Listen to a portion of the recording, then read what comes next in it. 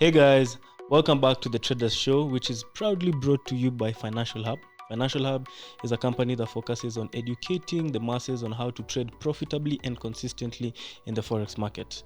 So today, I'm your host, Caleb. I'm here with a very special guest, our psychologist here at Financial Hub, more or less our trading psychologist. She'll introduce herself, tell you what she does, and most of you have been asking about her. You want to know what she does, her background, how she got into this industry, because if you walk around and talk to a lot of psychologists, even people who are still studying psychology, there are not many psychologists who are saying they want to become a trading psychologist and focus on that. So we can talk to her, I'll ask her how she got into this, and just have a good, wonderful talk so that you guys can get to know her more.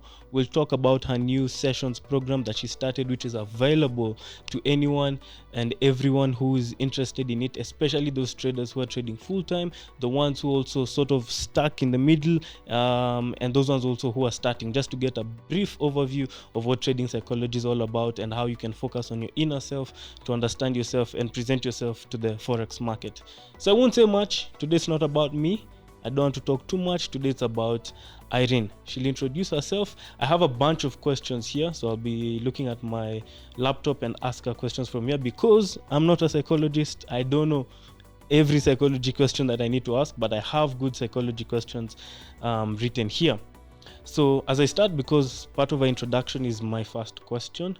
So my guests, how are you? And can you provide a brief introduction about yourself and your background in psychology? Yeah, for sure. Thank you for having me. This is nice to finally do this. We've been talking about it for a while. For sure. So, yeah, you haven't mentioned my name, have you? No, introduce yourself. So, I'm Irene. I'm a psychologist, and I've been practicing at FHub for coming to 2 years. Started early last year, yeah.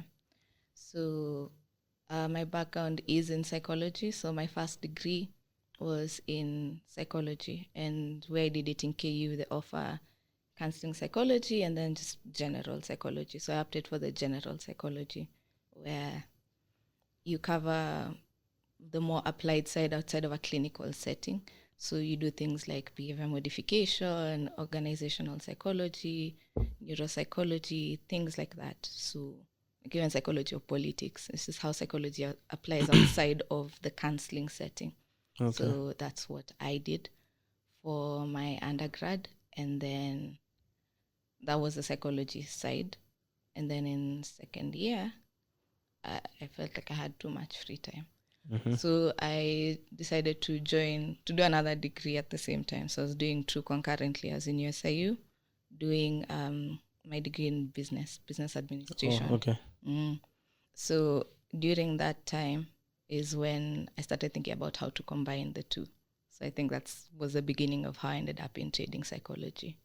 Yeah. Okay. And how did you first become interested in the intersection of psychology and trading? Okay, so like I mentioned, when I was doing the two, I kept thinking, how am I going to combine business and psychology? Because I knew for sure I didn't want to do traditional therapy. That one was out. Why? I think it takes a lot. It takes a toll on a person. Mm-hmm. And I did want to be in a space where I felt like I wouldn't be as effective as somebody who's ready to take that on. Mm-hmm. And also because I'm interested in money, how money works. So I figured if I could do psychology and I can apply it anyway, it might as well be to another interest. Mm-hmm. So it was a very easy bridge to cross for me. Yeah, so that's how that happened. Then at the time when I was in uni, I'd met Ken when I was in KU. Okay. Yeah, we met in Ken, first year. My partner? Yeah. So actually Ken and Taras, we met in first year. So, all of you in KU. Yeah, all of us were in KU. So them they left and me in Kandelea. So when I was about in third year, Ken was like, hey, by the way, this thing we're doing, it requires like a big part of it is psychology. So you come. I said, no. I don't have so the right. So he told you that way back. Yeah, he told me. Had you dropped out then? Yeah, I'd already dropped out. Okay, so. Yeah. So at this point I was like, no, me and my path is different. Let me finish school. Mm-hmm. And then at the time I also felt like I don't know what this trading is. I don't know how to apply it. Like, where will I start? So I was just like, wacha nimalize training yangu. And So when I finished school, I came and talked to you guys, and I wanted to come do my internship. And then it was the same thing. Kwanza, it was you who told me. You're just like, have you seen Billions? You and homework Billions, number the one. series. Yeah. I told you that on the first day. The first day. Before I hadn't joined, I was just like, what would it look like being in FHub? And you're just like, that's what we want.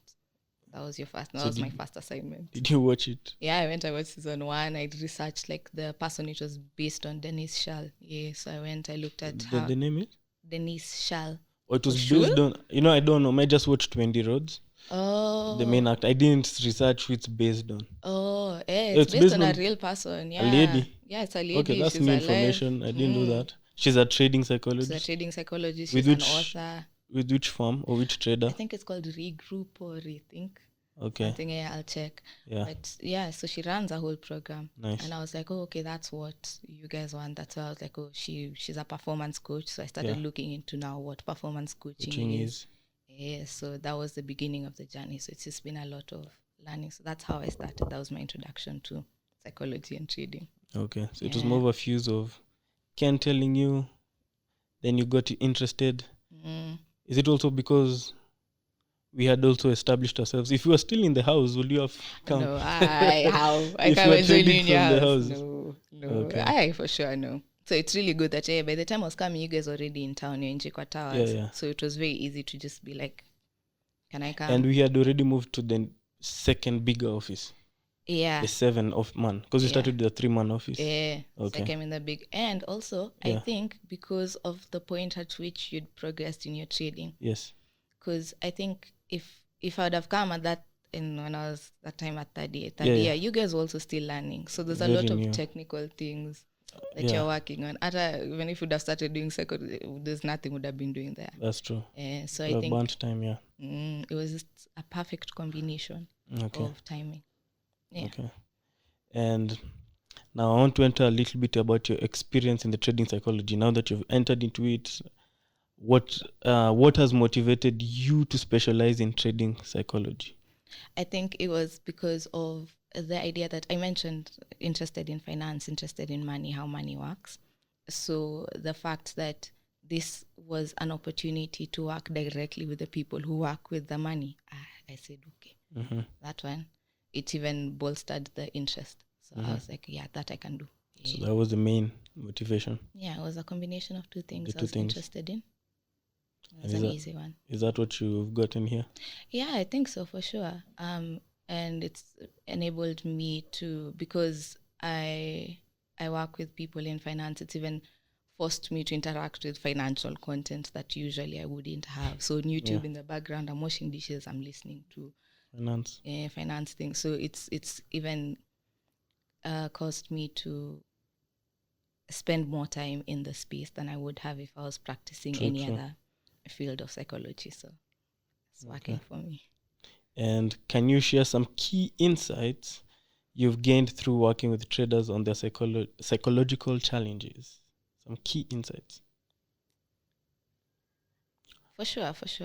Many people in trading keep saying they keep blaming a lot of things on psychology and saying it's a psychological problem. Like you're saying, if we did this, if we had you in our early years of trading, we would have been confusing whether it's psychology or technical. Yeah. A lot of it, a big part of it is technical. Yeah. Later on is when it becomes a big part of psychology, when you've learned a lot of things. Yeah. But now for you, since you've experienced us, I'm sure you've done with a few students, what are the key insights you've gained? What are the psychological challenges people have? Okay, so with the key insights, the one you've mentioned is a big one. Like I'll meet a lot of people who are just like, my problem is psychology. I'm like, oh, okay, how does a backtest look? And they're like, what's backtest? And it's like, okay, then we have different problems. Or where even someone who's a bit more advanced, where you're like, oh, okay, my problem is that as soon as I start encountering a loss, I move systems, and it's like, okay, what is the objective losing streak? And you don't have one. So it's like, of course. Then as soon as you have 3, 4, you start leaving, but maybe your strategy, the way it's set up, it can accommodate 5, 6, but you jumped ship at 4. So that's still a technical problem. So I think that has been a big one, just being able to be like, I'm happy you're here. I'm happy you came to seek help, but go back to the drawing board, draw the distinction between whether it's technical or psychological. And for you, this sounds like it's technical, and it sounds like it's technical in this way. So that's been a big part of the insights I've seen. I think the other one is self-awareness. I think that's been a big part of something I've noticed. And I mean this in the sense that when you ask like the common problems traders face, you can mention them point by point. It'll be, fear, it'll be greed, it'll be excessive screen time. But then you find that everyone is being affected by this problem so individually that there's no blanket to go do this if this is the problem.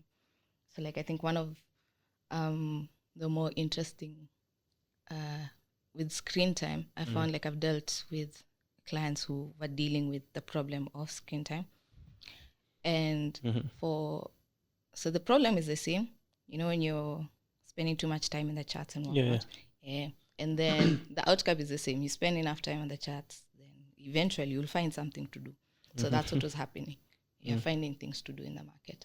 And so we sit down, but with one client, we start trying to figure out, okay, what's going on? And we find with one of them, I asked if I can share this. Yeah. So with one of them, it was a matter of productivity, like needing to feel productive. So they've grown up in an environment where being busy is being productive. You see, dad has woken up, he's going to work. Mama ameka, amemop nyumba, sijui amefanya nini. Like they're always busy. So for him sitting down and not doing anything, then he's not being productive, he's being lazy. So what that brings up for him is feelings of shame, feelings of guilt. So you need to do something now to alleviate that shame, to alleviate that guilt. Unaingia kwa soko, utafuta kazi. And so that's a different problem from this other one. Same problem, screen time, same thing. But then for them, it was a matter of control.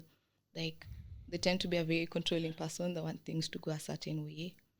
And so the markets don't give you that. They give you certainty. Exact opposite. Yeah, whatever happens. And for some people, it's hard. So for this person, the reason why they were on the screens is because being on a chart gives them a sense of control. It's them that are feeling anxiety. They're not in control of the situation. So when they open the charts, now they feel relief. So now that's why they're there. So now if you start if somebody asks me what is the solution to screen time, it's a bit hard to say this is the solution because it depends.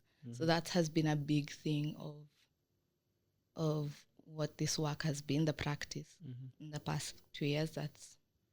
That's been a big one. It's been very interesting to just be like, it depends. The answer is it depends. Yeah, so it's been interesting. Because there's a student who texted me today on my private group, telling me, he was reminding me that I once told him trading is boring. So he was reminding me, actually, also won't say the name, but I can just read here. It's actually here, the last thing I was reading. I'll just add on to this. I won't talk deep about it, but anyway, he said, Caleb, another enlightenment for me today. I remember the day you said to me trading is boring. And I was so confused on what that meant. So I wrote it down on a sticky note. And I was like, one day I will understand these words in depth, which is a good thing. And I like, he didn't throw that out of the window and just, he wrote it down somewhere. The boring aspect of trading, as I have known today, you wait a lot for your areas of interest to match up to the plan. If there is nothing relating to what you planned on your screen, you simply have to walk away from your screen and do something else. Because if you just sit there lying to yourself, you are just watching the markets and nothing will happen. Akili inaanza kucheza karata. It starts squeezing setups and opportunities inside the head. Before you realize anything, the money is gone. Which is true, like what you're saying. Like, if I just add on it, trading doesn't require a lot of action. It requires screen time. But by screen time doesn't mean I'm looking for trade setups. I'm looking to kila siku. Unajua, traders think now as a trader, Monday to Friday, you need to be trading. It's a matter of what you're saying, doing a lot of backtest, doing a lot of research, doing a lot of just watching charts without the need to execute a trade. because that need really comes, especially when there's money on the line and you feel like you can make money. You know, trading is all about uncertainty, and when you feel the certainty is too high, even if you're not trading, you want to trade. So it's something like you're saying, it's hard to really give someone a solution on what they need to do, because at the same time, I'll always tell people you need to put in the time, you need to put in the screen time. Hiyo hakuna kuevade, but at the same time you need not to trade all that time. But the best important solution that I have for people is always find a strategy that works. If you find, like you're saying, know yourself, know thyself, know a strategy that works best for you. I'm not saying trading every day is a bad thing. There's some people who strategy present trade setups every day, and it's fine. But if you can find a strategy that works well for you, like for me, I can get one setup per week, I can get one setup in 2 weeks, but that's me. Ken and Taras are different, so it's all a matter of that trader and finding yourself. But I just wanted to talk about that student with what you're saying. It was a good reminder that trading is boring. Boring. And when you try and make it fun, the money goes. It does. So other than that, now to enter a little bit into your journey into Forex trading, have you personally been involved in trading, Forex trading? And if so, how has it influenced your understanding of trading psychology? Yeah, I've traded a bit. Actually, my first experience of trading was with crypto. I started when? 2019. I bought Ripple. And Ken, it was still Ken. I remember. He told me, I'll tell you when to sell. I said, okay. And then in 2021... that was a funny story. Yeah, I remember. It spiked. I said, wow, I'm a rich woman. Because I remember I bought it at like 34 cents. And then it spiked. And by the time I noticed, it was at 78 cents. I said, I've doubled my money and then some. I am rich. I was happy, so I sold. I sold everything. All of it.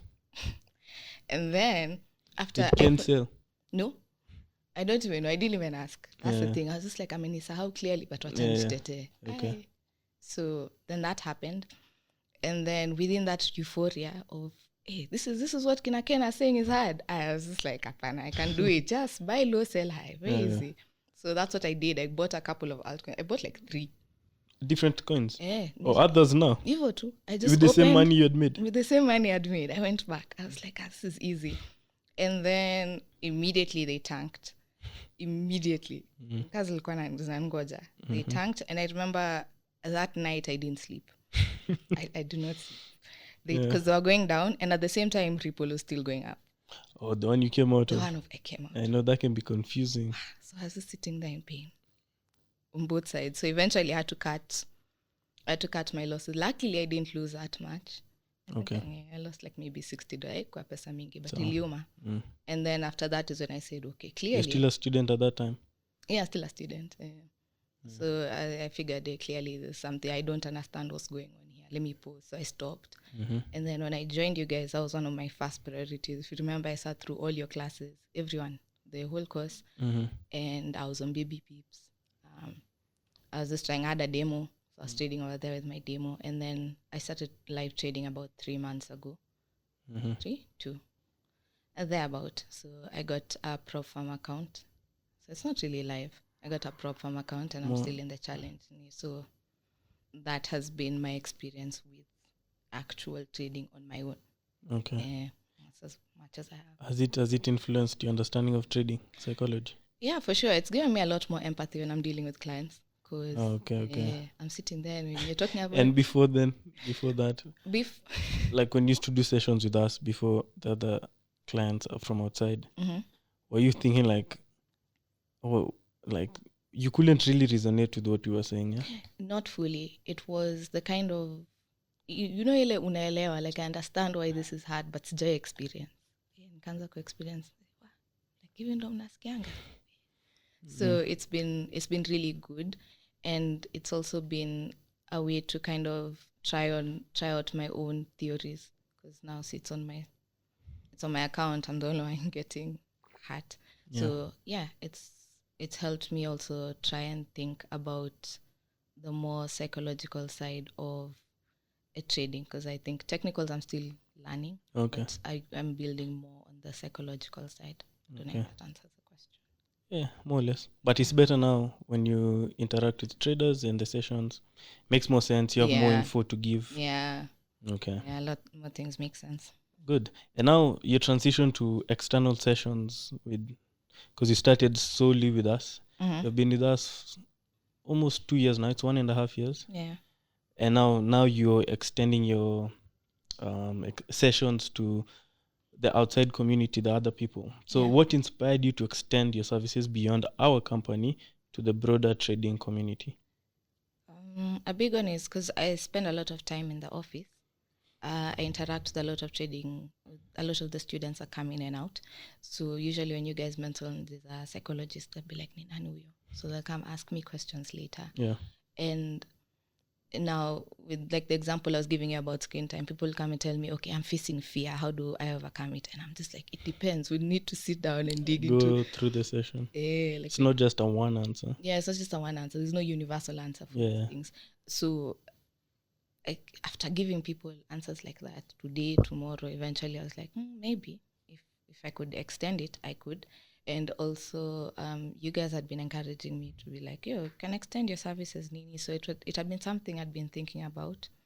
And then also just the idea that the more people I interact with, the more, I guess, issues I deal with. Because now after working you guys 1 year, we're dealing with, like, tunajuana, so I know kind of what affects you, what affects Ken. So it was like, it would be an interesting challenge to just build that experience and build that experience. Okay. And how do you envision the external sessions making a difference for traders outside our company? Okay, so how I envision it making a difference. I think in mostly the how. Mm-hmm. I think it's a frustration I've seen with a lot of people, and it's something I've also experienced while I was doing the initial research for trading psychology. A lot of the books that I came across were mentioning the what is a trader's mindset? Okay. What does it look like? You should be patient. You shouldn't deviate for yourself. Okay, how? So I felt like there was a gap there. I feel like there's still a gap there. And that's where now the more traditional psychological training comes in, where a lot of these things where if you're being told, okay, you shouldn't give in to FOMO, then that translates to, on the psychological side, we are looking at FOMO as something to do with fear. Fear is an emotional response. So we are looking at it more that an emotional response based off of what? Your cognitions. Okay, how do we deal with that? So I think that's what I envision as being able to contribute to the space right now. Just the more practical how do we do it? Okay. Yeah. And to add on that, I think also as with our vision, like I think what we've talked with you about it a lot, for us is mainly to professionalize the industry. Yeah, to help the industry.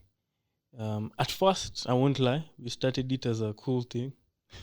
Like, Axel wrote billions, we can do the same thing ourselves. But at the same time, we knew it was a cool thing. We knew we also needed it. So the more we did the sessions with you, the more you learned about trading psychology. Because at first, we were still getting to learn and know how we do the sessions. You know the questions to ask, what to dive into, and all that. For us, it was really mainly about how can we professionalize ourselves. And now it's really about how can we extend the professionalism to the industry. Because what we see going on around the industry, people are doing a lot of things in the wrong way. Yeah. And I believe it's very important to help the industry at large, especially for the long term. Because on top of it, right now, for example, you're the only trading psychologist I know locally, professionally. The only one that I know, not the only one that is there. I'm sure there are some that are there. But in the long term, I believe this is something students will be going to school saying, I want to become trading psychologists. It's an industry that's growing. We are frontiers in trading, education, and we also want to push in that side of what you're doing. And long term, with the hedge fund industry, investment banking, and all that. So guys, don't miss out on that. Now about your program details, Irene, can you provide for those people who are now asking, I want a bit of this, Can you provide an overview of how the psychology sessions you've launched for external traders is? Yeah, so I think of them more sessions than an actual program. So the idea is that if you are struggling with any of the psychological aspects of trading, or even if you're having a hard time like differentiating, is this psychological, is this technical, what's going on here, there's something wrong. The idea is then people can come and we can sit down, have a one-on-one, figure out what exactly is bothering you as a person and come up with a plan to go forward. So it's basically like the sessions that we have within FHub, but now people outside of FHub can come. Okay. Yeah. And what specific topics or challenges will your sessions address? It depends on what On the person? Yeah, on the person, like what the trader is going through. So kama ni FOMO, you come, we'll talk about that FOMO. Kama ni greed, overconfidence, which is surprising, or at least so far hasn't been as common. I thought I'd meet more overconfident people. Mostly it's fear. You thought you'd meet? More overconfident people. Or someone was like, the problem is confidence, overconfidence? Mostly I meet fear. Mostly. So does the fear also relate to also now under trading? Yeah, like for fear, some people. You've not found someone who's overconfident, trading too much? Sometimes you can find that somebody is trading too much, but it's still stemming from that now fear, the FOMO, because like over trading can lead to FOMO. So I see a lot of that more than the underlying emotion being fear. Yeah, that has been very interesting. So it depends on whatever the issue is. Yeah. Okay. And before I go to the next part, because we're almost coming to an end of this part 1 of a part 3 series. So guys, I'm doing this part 1 with Irene. I'd like my partners to also come and talk to her. So in the next videos, in the next sessions with Irene, you're going to see Ken and Taras coming. But on top of it, will you explain how, for outsiders, how the evaluation and then the sessions are? Okay, so to start off, we have one evaluation session. It's free. You come in, we figure out what's for anyone. For anyone. Yeah, just come in, we talk about it, we figure out what the issue is.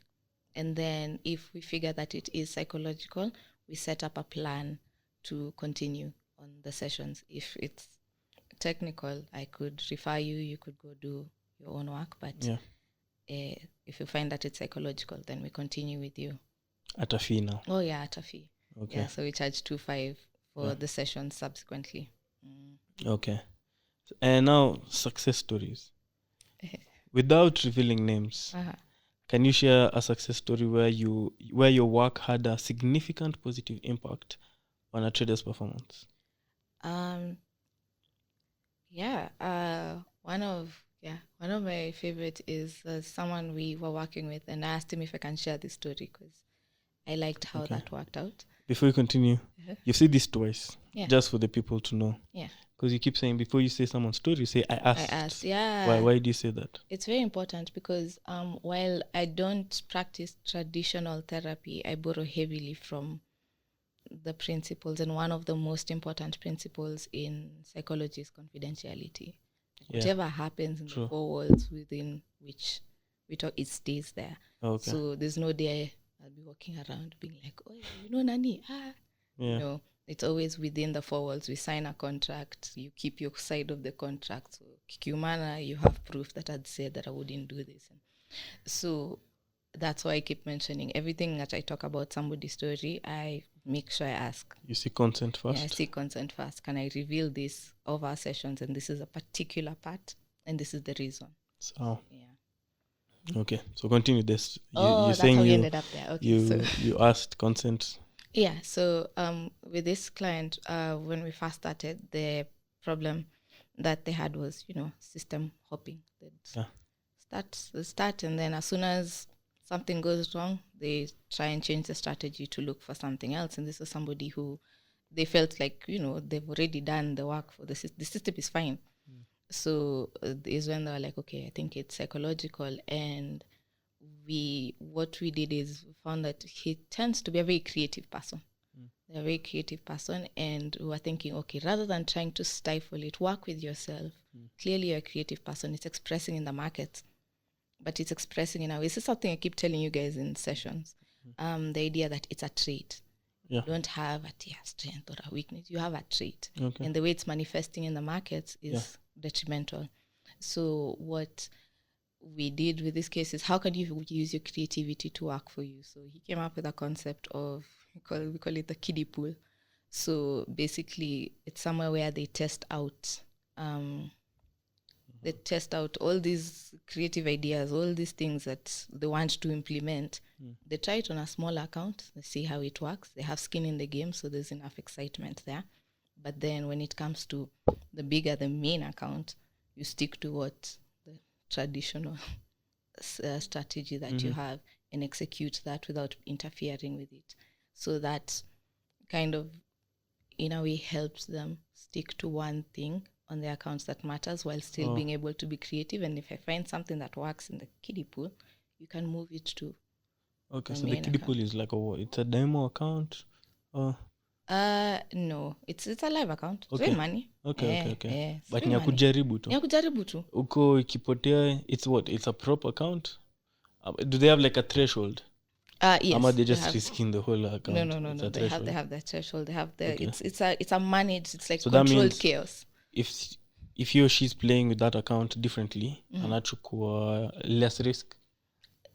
Whatever it is they're doing, we don't go into the specifics. Okay, so I can't go into the specifics. But whatever it is they want to try, they try there. But on this one, hakuna kucheza hiyo game. Hakuna kucheza huko.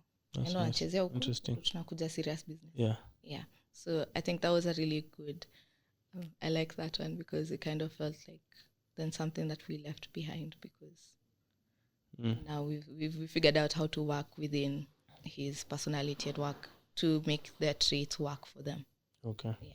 Interesting. Yeah. I've never thought of that. Well, I have had different accounts where maybe one account I'm just trying something else, but calling it a kiddie pool, it's like a baby's pool. Yeah, like just so for much, her just fun. have fun. Yeah. Okay. Chokora. And how do you measure success in your field? I think for me, how I measure success is one, what problems we're dealing with. Like, if we come in, there's a problem we're dealing with, and now it's in the past. That's good. Another thing is in terms of insight. Like if somebody can leave with and be like, "Oh, I hadn't thought of it that way." Okay. So that's how I personally measure success. Just how much you're able to reflect somebody to themselves, like hold up a mirror and be like, "This is." Yeah. So for me, so it can be something small, something big. It's still a step towards the goal we are moving towards. Yeah. Okay. That's how I see it. So maybe you can also tell us, since we've been working like for 1.5 years, what change you've seen in your trading based off of the sessions. I think for me the main thing is accountability. Accountability in that before we started our sessions, you'd notice, and this happens to many traders, you're making certain mistakes, you're doing it, and then you're aware of it, you even maybe write it down, you journal it, but 2 weeks later you do the same thing again, you do it again. So I think for me the biggest impact has been, okay, now there's someone watching and someone listening, kuna mtu naenda kuongelesha. So like you're saying, how have you improved?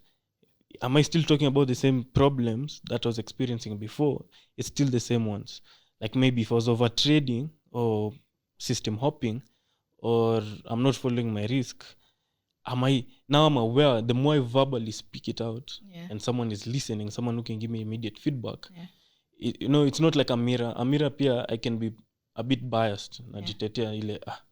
No one knows, it's just me and the mirror can't do anything for me. It won't take me anywhere. But now with someone physically, it's a matter of, okay, we can see there's a clear problem, and you keep doing it over and over. And then personally, it's a matter of I feel like this person is helping me, I don't want to be wasting their time. So I have to make improvement. I see. So it's a guilty. I feel guilty on both sides. Guilty in terms of, why am I doing the same thing over and over and I want to improve, and guilty in that I'm honestly letting this mtu amejitolea anasikiza mashida zangu, but I keep najongole rafiki. I think people keep talking about this especially with girls, because girls talk more about this. You have a girlfriend who keeps going back to this person, and this person, maybe it's a toxic relation, objectively, you're not also being biased, look, the girl is like, achana na mimi. You just know they're going into problems, and they keep coming out of it over and over again. So I think for me, that's what has happened in trading. The fact that I can be accountable to someone, talk to also openly, discreetly, without feeling the pressure that, when I talk to someone else, it's a matter of, this person can go tell someone or share. There's some things maybe I want to share. We send an agreement where I can just speak freely without it stemming out of the room. Going outside. Even what I tell you, you never tell my partners. What Ken told you, I don't know what to talk about with Ken. If Ken wants to share, he'll share. If not, it's up to you and him, which is a good thing. So for me, that's what has really improved. Apart from that, it's on top of that, not apart from that, it's also really helped my trading, because it helps me remain consistent, trade the same thing. I'm not hopping. And just, I think that's the main thing that has helped me, that accountability, focus, and being consistent. Yeah, that's a big thing. Also, some feedback I've got from a couple of people, just that the accountability really helps. Like having to explain to someone means first you have to explain to yourself. Yeah. And then now you're just like, then it all makes sense. It's always an aha moment that that the more you talk about things in your head, then it comes, it's never a matter of, Irene told me this and this. It's not like you're a parent to go do this and that or change something. It's a matter of, the answers are all inside. The more we just speak about it, the more you're like, So you start piecing in these dots, which I think that makes sense. So for me, I don't think I can do now long term without psychology. I think it's become an important thing. I think that's maybe feedback to you. Noted. It's important, like, it's important, and I don't think that one I can get. There's a level where I can get with my partners, but there's another different level where I can get now with, like, you, or a psychologist, a professional in the industry. But so that's it from my success story. Now, the last questions as I end this part 1 of this amazing psychology series: benefits for traders. In your own opinion, what are the primary psychological challenges that traders face, and how can addressing these challenges improve their trading performance? I think we've touched a bit on this. Yeah, I think we have mostly. The things we're talking about over time. Yeah. The emotions, the fear, mostly fear, the greed, the overconfidence, the hope, and just people's relationship with those emotions, because this is something I also keep reiterating, is that emotions are not your enemy. I think a lot of traders come in with that. Emotions are your enemy, I need to turn them off. No. They play an important function. So working with understanding emotions, regulating emotions, I think is a big part of what regulating emotions. Okay. Is what traders struggle with. And then also things like just how that manifests is then you end up deviating from your plan, then or things like risk, taking bigger risk than you're supposed to. So those are, I guess, you ask the more common ones. More or less. Okay. Yeah. Cool. I think that's it. I think more or less we've ended with the success stories.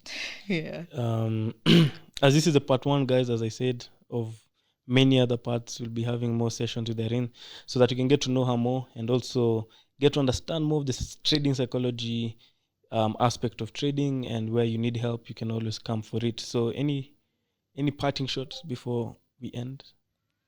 Anything you want to say? No, I think for now I'm good, but I'd be very interested to hear if there's any questions or comments that people who watch this have. Like, you can put them down and we can address them going forward. I think that would be interesting. Or even like what your experience has been in trading psychology. Yeah. By the way, please, guys, comment below what your experience has been. Comment anything, questions that you have that you'd like us to address. Just write them down in the comments below. Another thing on top of that, if you want to get a free evaluation session with Irene, there's a Google form below on the description. So go and click on it, click the form. So once they fill in the form, what happens? You contact them? Yeah, I contact them. Okay. And then we'll schedule the session. ASAP.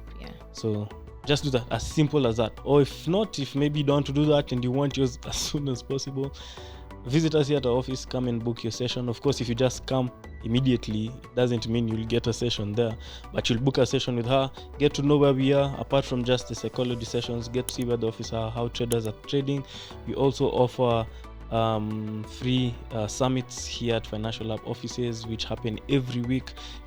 Each and every week we announce the new, depending on when this video will come out, we'll put a poster for the next one, which same thing, you can also fill the form below and book your slot and come for those free summits that we have here. We talk about different things, we network, and sometimes if a trade is there, we can also trade. But apart from that, I think that's it from me and Irene from part 1. I think Irene is done. She's excited to be here. Her first episode here with us. She's been with us for 1.5 years, but now she's more or less coming to you guys, extending her services to you guys. So anyway, that's it from me. That's it from us. Right, Irene? Yeah. For part 1, I think it was good, insightful, informative. For people who don't know about trading psychology, I'm sure it's a bit informative. And yeah, so that's it, guys. We're trying to professionalize the industry, and I'll end it there for today. And like I always say, remember to stay woke, stay financially literate. I'll see you soon. Peace.